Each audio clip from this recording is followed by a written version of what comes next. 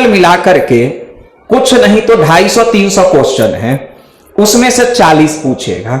तो 300 में से 40 पूछ दिया, कौन सा तीर मार दिए।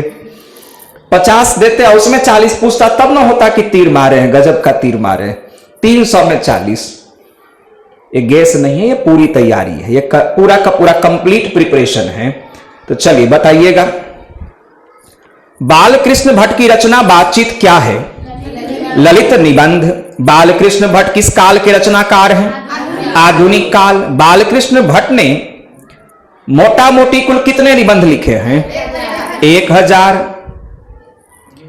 हाँ, ये क्वेश्चन कम इंपॉर्टेंट है।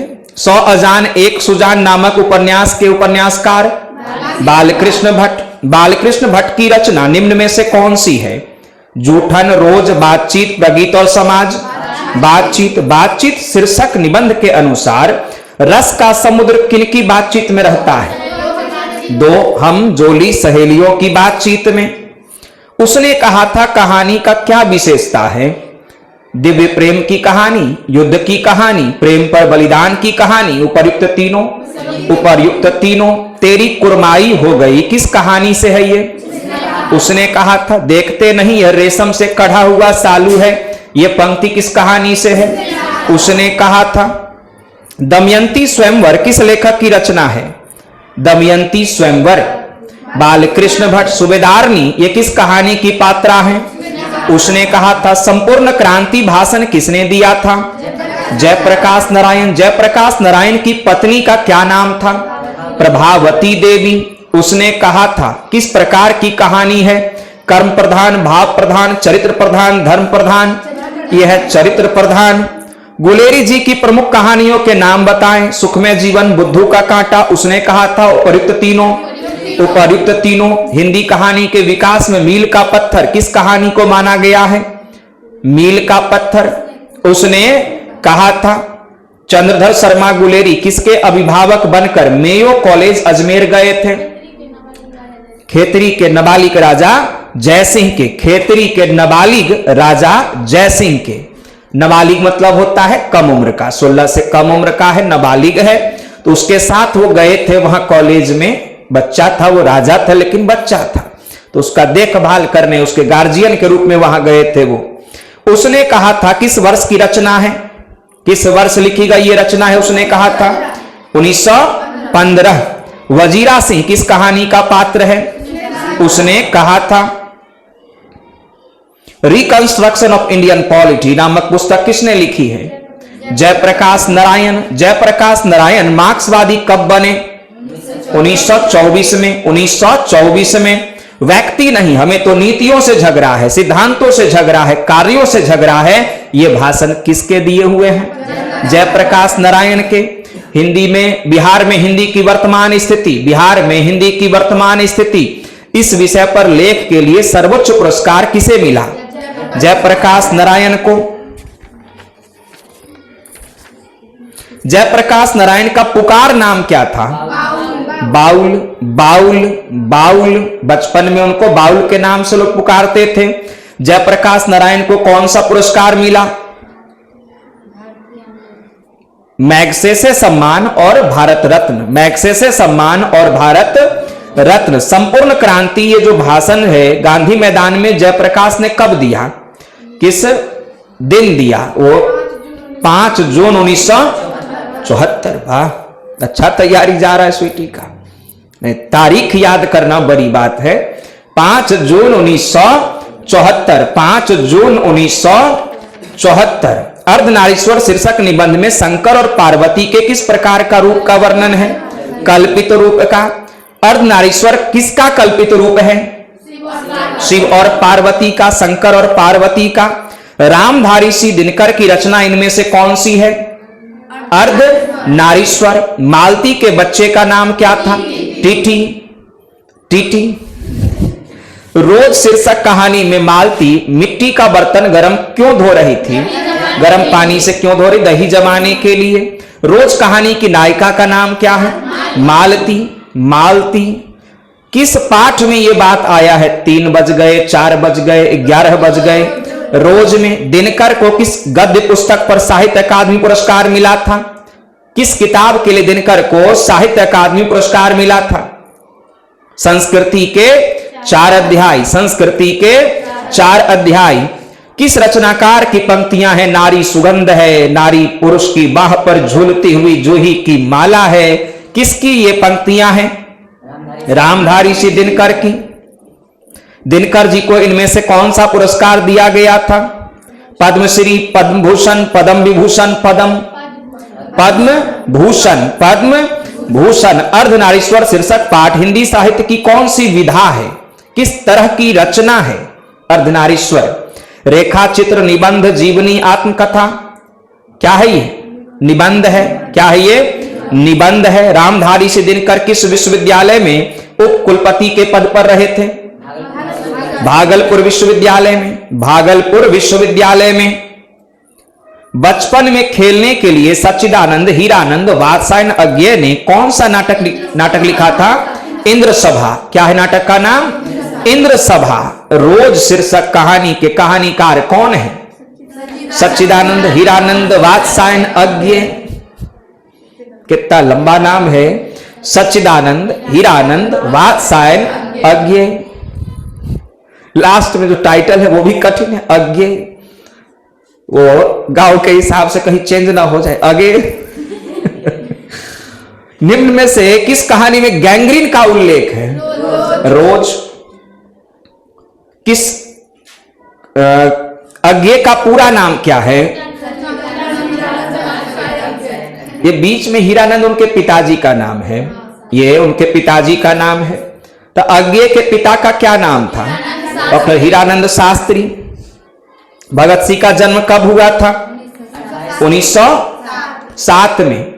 1907 में। जब देश के भाग्य का निर्णय हो रहा हो तो व्यक्तियों के भाग्य को पूर्णतया भुला देना चाहिए। ये किस पाठ से ली गई पंक्ति है? एक लेख और एक पत्र। भगत सिंह की रचना का क्या नाम है? एक लेख और एक पत्र। एक लेख और एक पत्र शीर्षक पाठ क्या है? क्या है ये? किस तरह की रचना है ये? क्या है? संस्मरण, ऐतिहासिक पत्र, कहानी, कविता?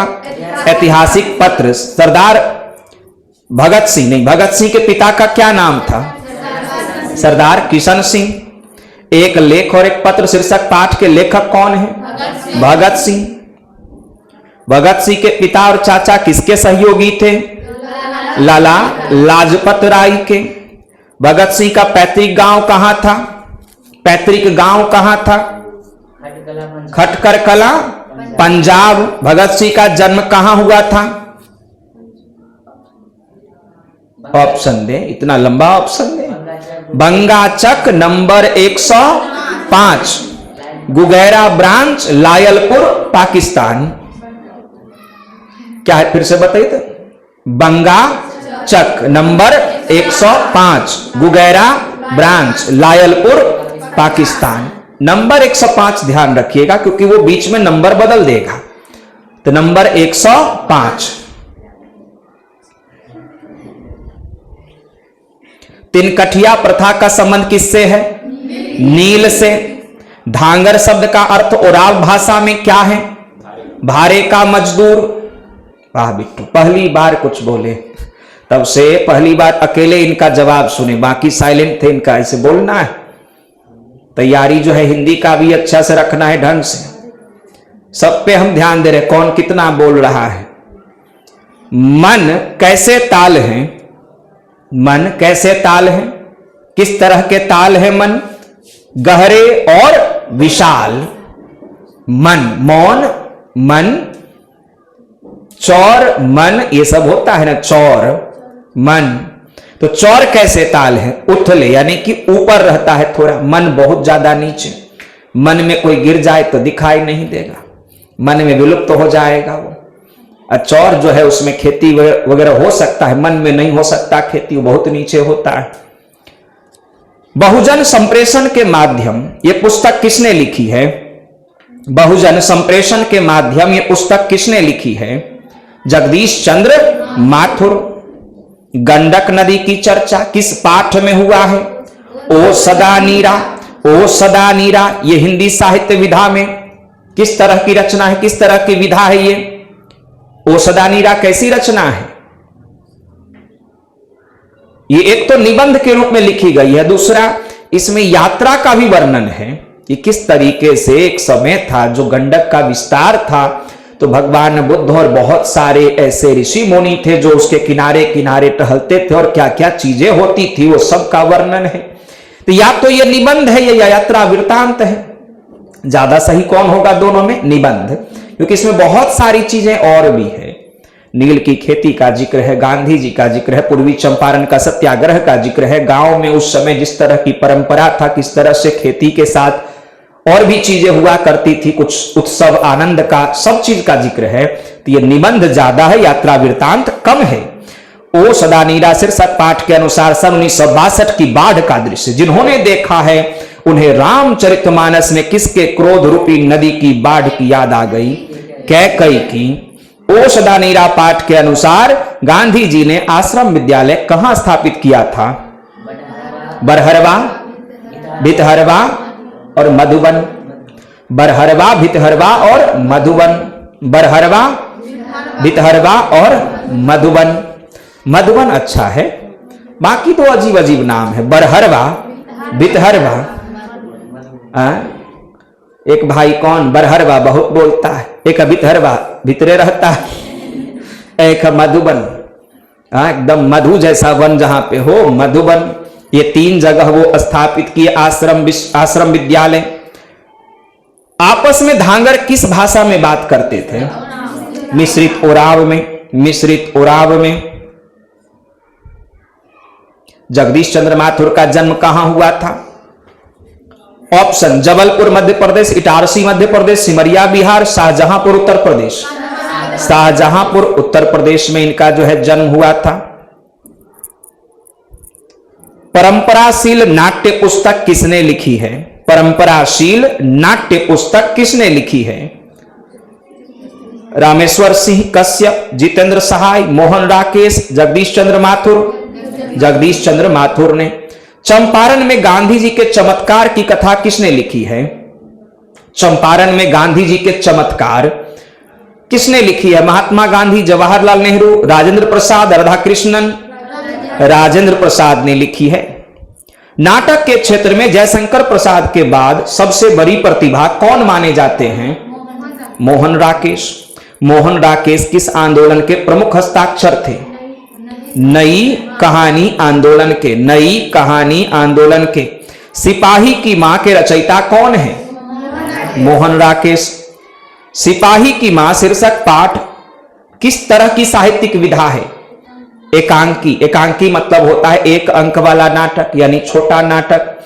जानवर और जानवर किसकी रचना है? मोहन राकेश की। सिपाही की मां शीर्षक एकांकी की मुन्नी कितने साल की है? 14 साल की है। बिश्नी किस एकांकी की पात्रा है? सिपाही की मां। मुन्नी डाक गाड़ी के पीछे क्यों जाती है? चिट्ठी लेने के लिए। मानक बिश्नी से दूध की जगह क्या मांगता है? पानी। सिपाही की मां शीर्षक पाठ में हड्डियों का चलता फिरता ढांचा कौन है? दीनू कुम्हार। मोहन राकेश का जन्म स्थान कहां है? मोहन राकेश का जन्म स्थान ऑप्शन: शाहजहांपुर उत्तर प्रदेश, कुशीनगर उत्तर प्रदेश, अमृतसर पंजाब, आजमगढ़ उत्तर प्रदेश। अमृतसर पंजाब। अमृतसर पंजाब है मोहन राकेश का जन्म स्थान। मोहन राकेश के बचपन का नाम क्या था? मदन मोहन गुगलानी। मदन मोहन गुगलानी। मोहन राकेश का जन्म कब हुआ था? ऑप्शन: 7 जनवरी 1924, 8 जनवरी 1925, 9 जनवरी 1926, 10 जनवरी 1927। 8 जनवरी 1925 ना, 1925। 8 जनवरी 1925। 8 जनवरी 1925। मोहन राकेश रचित नाटक संग्रह का नाम बताइए।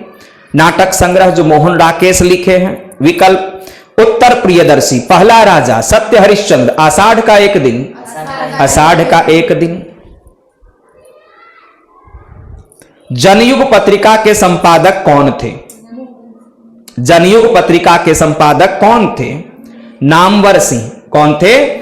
नामवर सिंह। किन्होंने प्रायः लंबी कविताएं लिखी है? गजानन माधव मुक्तिबोध। दूसरी परंपरा की खोज पुस्तक किसने लिखी है? दूसरी परंपरा की खोज किसने लिखी है?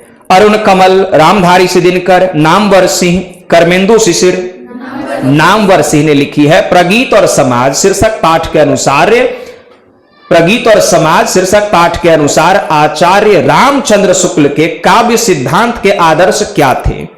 भक्ति काव्य, सूफी काव्य, गीति काव्य, प्रबंध काव्य? प्रबंध काव्य। क्या थे?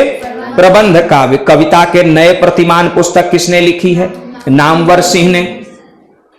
किसने कहा है कि प्रबंध काव्य में मानव जीवन का एक पूरा दृश्य होता है? किसने कहा है? नामवर सिंह, मोहन राकेश, आचार्य रामचंद्र शुक्ल, बालकृष्ण भट्ट। आचार्य रामचंद्र शुक्ल ने कहा है। प्रबंध काव्य की बात हो तो आचार्य रामचंद्र शुक्ल, प्रबंध काव्य की बात हो तो आचार्य रामचंद्र शुक्ल। वाद विवाद संवाद पुस्तक किसने लिखी है? किसने लिखी है वाद विवाद संवाद? नामवर सिंह ने। ये जो प्रगीत और समाज शीर्षक निबंध है किस पुस्तक से लिया गया है? वाद विवाद और संवाद से।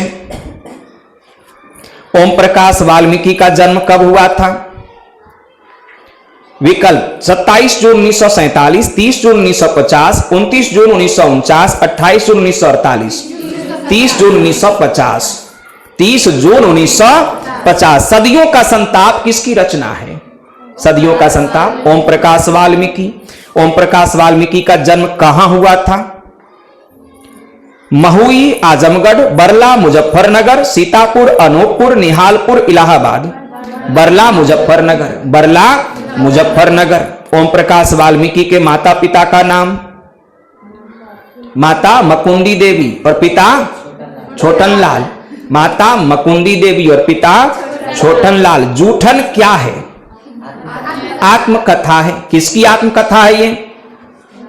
ओम प्रकाश वाल्मीकि की। ओम प्रकाश और सुखदेव सिंह त्यागी किस शीर्षक पाठ के पात्र हैं? किस शीर्षक पात्र के पात्र हैं? जूठन के। जूठन शीर्षक आत्मकथा के लेखक के बड़े भाई का क्या नाम था? सुखवीर। लेखक को स्कूल में झाड़ू लगाते हुए किसने देख लिया था? पिताजी ने। दलित साहित्य का सौंदर्य शास्त्र नामक आलोचना पुस्तक किसने लिखी है? ओम प्रकाश वाल्मीकि ने। जूठन शीर्षक आत्मकथा में स्कूल के हेडमास्टर का क्या नाम है? कलीराम। जख्म पर धूल शीर्षक कविता किसकी रचना है? जख्म पर धूल मलियज की रचना है। मलियज की रचना है जख्म पर धूल। जख्म पर धूल, जख्म पर फूल नहीं, जख्म पर धूल। जख्म पर धूल, फूल लिखा हुआ है, नहीं तो उसको धूल कर दीजिएगा, फूल नहीं। हंसते हुए मेरा अकेलापन के लेखक कौन है? मलियज। मलियज का मूल नाम क्या है?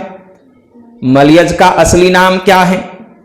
भरत जी श्रीवास्तव। भरत जी श्रीवास्तव। मलियज का जन्म कहां हुआ था? ऑप्शन सिमरिया बेगूसराय बिहार, लम्ही वाराणसी उत्तर प्रदेश, महुई आजमगढ़ उत्तर प्रदेश, इटारसी मध्य प्रदेश।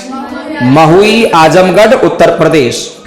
महुई आजमगढ़ उत्तर प्रदेश। आदमी यथार्थ को जीता ही नहीं यथार्थ को रचता भी है, यह कथन किस लेखक का है? मलियज का। किस पाठ से लिया गया यह कथन है? हंसते हुए मेरा अकेलापन। तिरीच शीर्षक कहानीकार के अनुसार दशहरे के दिन किस पक्षी को जरूर देखना चाहिए? नीलकंठ को। तिरीच शीर्षक पाठ में लेखक के पिताजी कितने साल के हैं? 55 साल के। तिरीच शीर्षक कहानी के कहानीकार कौन है? उदय प्रकाश। उदय प्रकाश। वाल्मीकि नहीं कर देना है, उदय प्रकाश, बस उदय प्रकाश। उदय प्रकाश का जन्म कब हुआ था? 1930, 1952, 1942, 1960। 1952 में। तिरीच शीर्षक कहानी कैसी है? मनोवैज्ञानिक, आदर्शवादी, जादुई यथार्थ, यथार्थवादी? जादुई यथार्थ जैसी कहानी है ये। पॉल गोमरा का स्कूटर किसकी रचना है? उदय प्रकाश की रचना है पॉल गोमरा का स्कूटर। पॉल गोमरा का स्कूटर। लीड बेटर किसमें विश्व शिक्षक का रूप देखते थे? किसमें? लीड बेटर किसमें विश्व शिक्षक का रूप देखते थे? जे कृष्णमूर्ति, जिद्दू कृष्णमूर्ति। जे कृष्णमूर्ति, जिद्दू कृष्णमूर्ति। जे कृष्णमूर्ति के पिता का क्या नाम था? नारायणा जिद्दू। जे कृष्णमूर्ति की रचना इनमें से कौन सी है? शिक्षा। शिक्षा शीर्षक पाठ क्या है? शिक्षा शास्त्र है ये। शिक्षा शीर्षक पाठ के अनुसार सत्य की खोज तभी संभव है जब क्या हो? जब स्वतंत्रता हो, जब स्वतंत्रता हो। शिक्षा शीर्षक निबंध किसने लिखा है? जे कृष्णमूर्ति ने। जे कृष्णमूर्ति क्या थे? क्या थे ये? राज्य शिक्षक, देश शिक्षक, विश्व शिक्षक, गांव शिक्षक। ये विश्व शिक्षक थे। जे कृष्णमूर्ति किस रूप में देखे जाते हैं? किस रूप में देखे जाते हैं? महामनीषी तपस्वी, दूसरे बुद्ध सुकरात, दूसरे बुद्ध के रूप में। किस पाठ में यह पंक्ति आई है कि जहां भय है वहां मेधा नहीं हो सकती? शिक्षा में यह बात हुआ है कि जहां भय है वहां मेधा नहीं रह सकती है। जे कृष्णमूर्ति का पूरा नाम क्या था? जिद्दू कृष्णमूर्ति। तो यहीं पे ये 1 से 13 पाठ कहानी का खत्म होता है। कल आप लोगों का होमवर्क होगा कविता 1 से 13 पूरा, उसका ऑब्जेक्टिव याद करके आना है कविता का। कल वो